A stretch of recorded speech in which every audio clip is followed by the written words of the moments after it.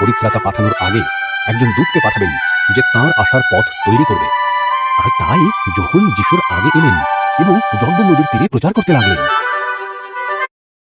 যখন বলেন, ঈশ্বরের আগমনের পথ তৈরি করো, ঈশ্বর বিশেষ একজনকে পাঠাচ্ছেন তাঁর প্রজাদের জন্য, তোমাদের মন পরিবর্তন করো, এতদিন যেসব মন্দ কাজ করেছো তা থেকে ফিরে এসো আর বাপ্তিস্ম নাও।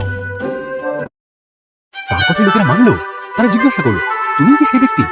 যখন বলেন, না, আমি তার চোখে নিয়ে যাওয়ার যোগ্য নই, তিনি আশ্চর্য সব কাজ করবেন, তোমরা দেখবে। যিশু যোহনের কাছে বাপ্তিস্ম নিতে এলেন। তাকে দেখে যোহন বললেন, ওই দেখো ঈশ্বরের নিঃস্বাদ, যিনি জগতের পাপ বহন করে নিয়ে যান। যিশু যোহনকে বললেন, আমাকে বাপ্তিস্ম দাও। যোহন বললেন, না।